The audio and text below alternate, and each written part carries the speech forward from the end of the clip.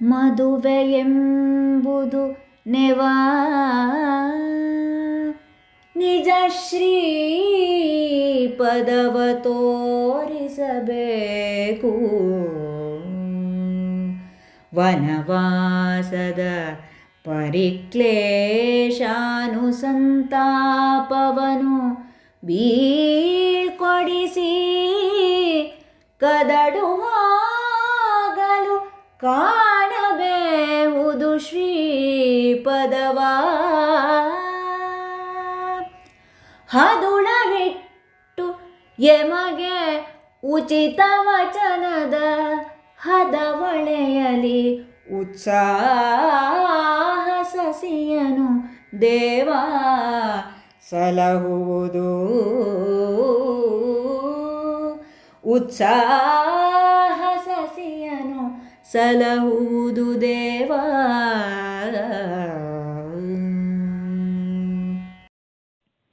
ಮದುವೆಯೆಂಬುದು ನೆಮ ನಿಜ ಶ್ರೀಪದವ ತೋರಿಸಬೇಕು ಎನ್ನುವ ಪ್ರಾರಂಭಿಕ ಸಾಲಿನ ಈ ಪದ್ಯವು ಪಾಂಡವರು ಕೃಷ್ಣನಿಗೆ ಬರೆದ ಪತ್ರದ ಹೃದಯ ಭಾಗ. ಬಾಹ್ಯದಲ್ಲಿ ವಿವಾಹದ ಆಹ್ವಾನವಿದ್ದರೂ ಆಂತರ್ಯದಲ್ಲಿ ಶ್ರೀಕೃಷ್ಣನ ಅವತಾರ ಕಾರ್ಯ, ಪಾಂಡವರ ಮೇಲಿನ ಅವನ ವಾತ್ಸಲ್ಯ ಮತ್ತು ಗಂಭೀರ ರಾಜಕೀಯ ಧಾರ್ಮಿಕ ಒಳಸುಳಿಯನ್ನು ತೋರುತ್ತಿದೆ. ಇಲ್ಲಿ ಉತ್ತರೆ ಮತ್ತು ಅಭಿಮನ್ಯುವಿನ ವಿವಾಹವು ನೆಪ ಮಾತ್ರ. ನಿಜವಾದ ಆಶಯವು ಶ್ರೀಪದವ ತೋರಿಸಬೇಕು ಎಂಬುದೇ ಆಗಿದೆ.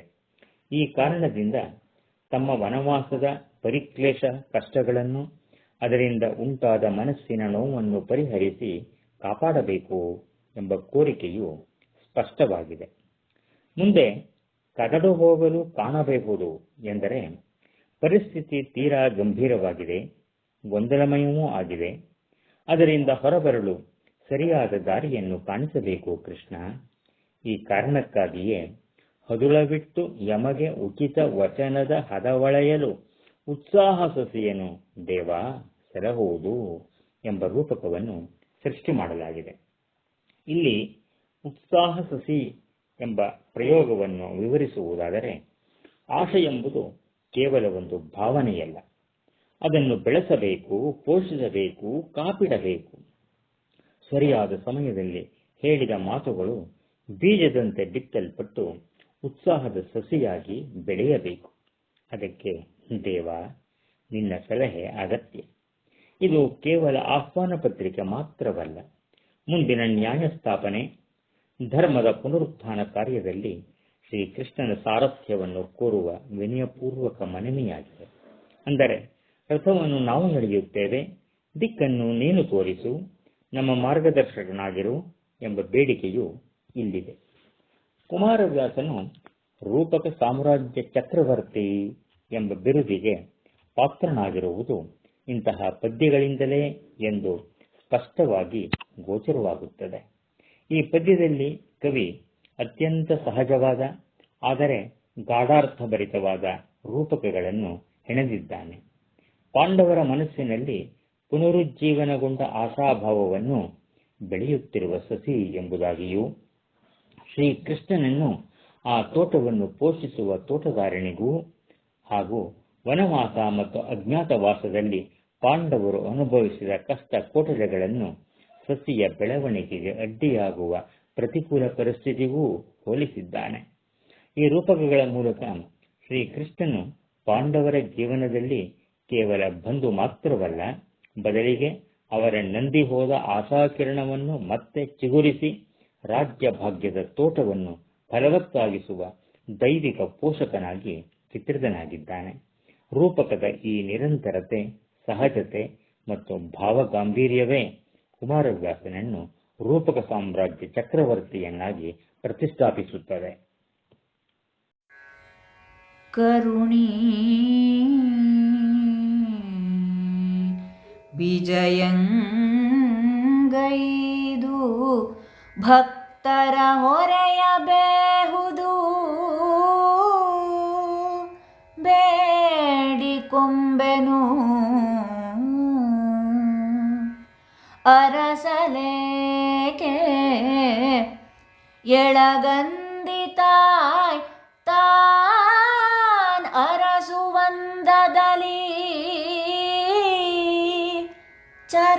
ಭಜಕ ಕುಟುಂಬನೆಂಬ ಈ ಬಿರುದ ಪಾಲಿಸಿ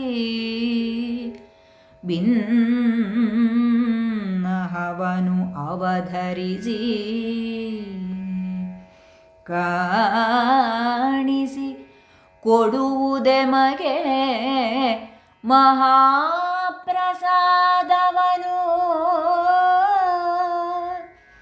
ಕರುಣಿ ಬೀಜಯಂಗೈದು ಭಿನ್ನಹವನು ಅವಧರಿಸಿ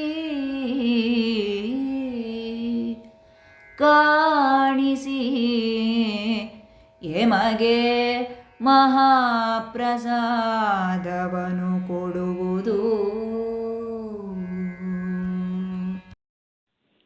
ಕರುಣೆ ವಿಜಯಂಗೈದು ಭಕ್ತರ ಹೊರೆಯಬಹುದು ಎಂದು ಪ್ರಾರಂಭವಾಗುವ ಈ ಹೃದಯಸ್ಪರ್ಶಿ ಪದ್ಯದಲ್ಲಿ ಪಾಂಡವರು ಶ್ರೀಕೃಷ್ಣನಿಗೆ ನೀಡುತ್ತಿರುವ ಆಹ್ವಾನವು ಕೇವಲ ರಾಜಮರ್ಯಾದೆಯ ಆಹ್ವಾನವಲ್ಲ, ಅದು ಭಕ್ತರ ಬಿನ್ನಹವಾಗಿದೆ. ಶ್ರೀಕೃಷ್ಣನನ್ನು ಭಕ್ತರ ರಕ್ಷಕನಾಗಿ ಕವಿ ಚಿತ್ರಿಸಿದ್ದಾನೆ. ಓ ಕರುಣಾಮಯಿ ಶ್ರೀಕೃಷ್ಣನೇ, ಭಕ್ತರ ಸಂಕಟಗಳನ್ನು ನಿವಾರಿಸುವವನು ನೀನು. ಕರುಣೆಯ ಸಾಕಾರ ಸ್ವರೂಪನು, ಭಕ್ತರ ಭಾರವನ್ನು ಹೊರುವವನು. ಅದಕ್ಕಾಗಿ ಇಲ್ಲಿ ಬೇಡಿಕೊಂಬೆನು ಎಂಬ ಪ್ರಯೋಗವನ್ನು ಕಾಣಬಹುದು. ಅರಸಲೇಕೆ ಎಳೆಗಂದಿ ತಾಯ ತಾನು ಅರಸುವಂದದಲ್ಲಿ. ಆಗ ತಾನೇ ಹುಟ್ಟಿದ ಕರುವು ತನ್ನ ತಾಯಿಯನ್ನು ಹುಡುಕಿಕೊಂಡು ಬರುವ ರೀತಿಯಲ್ಲಿ ಭಕ್ತನಾದ ನಾವು ನಿನ್ನನ್ನು ಅರಸಲೇಕೆ? ನಾವು ಯಾಕೆ ಹುಡುಕಬೇಕು?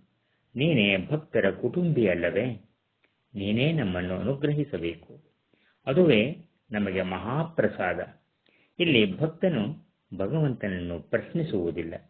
ಇಲ್ಲಿ ಅಧಿಕಾರಪೂರ್ವಕವಾಗಿ ಭಕ್ತಿಯ, ಅಂದರೆ ಇಂಟಿಮೇಟ್ ಡಿವೋಷನ್, ಭಕ್ತಿಯ ಧ್ವನಿಯನ್ನು ಕಾಣಬಹುದು. ಇಲ್ಲಿ ಚರಣ ಭಜಕ ಕುಟುಂಬಿ ಎಂದರೆ ತನ್ನ ಭಕ್ತರನ್ನು ತನ್ನ ಕುಟುಂಬದವರಂತೆ ಕಾಣುವವನು.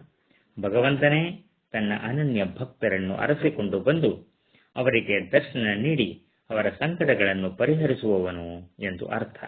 ಕೊನೆಯಲ್ಲಿ ಕಾಣಿಸಿ ಕೊಡುವುದು ಯಮಗೆ ಮಹಾಪ್ರಸಾದವನು ಎಂಬ ಮಾತು ಅತ್ಯಂತ ಅರ್ಥಪೂರ್ಣವಾಗಿದೆ. ಭಕ್ತನ ದೃಷ್ಟಿಯಲ್ಲಿ ಭಗವಂತನ ದರ್ಶನವೇ ಪರಮಪ್ರಸಾದ. ಅದು ಕೇವಲ ದೇವರ ದೈಹಿಕ ಆಗಮನವಲ್ಲ, ಭಕ್ತನ ಬದುಕಿಗೆ ಅಭಯ, ಅನುಗ್ರಹ ಮತ್ತು ಆತ್ಮವಿಶ್ವಾಸವನ್ನು ನೀಡುವ ದೈವ ಸಾನ್ನಿಧ್ಯ. ಆದ್ದರಿಂದ ಈ ಪದ್ಯದಲ್ಲಿ ವಿವಾಹದ ಆಹ್ವಾನಕ್ಕಿಂತ ಮಿಗಿಲಾಗಿ ಭಕ್ತನ ಅನನ್ಯ ಶರಣಾಗತಿ ಮತ್ತು ಭಗವಂತನ ವಾತ್ಸಲ್ಯವೇ ಪ್ರಧಾನವಾಗಿ ವ್ಯಕ್ತವಾಗಿದೆ.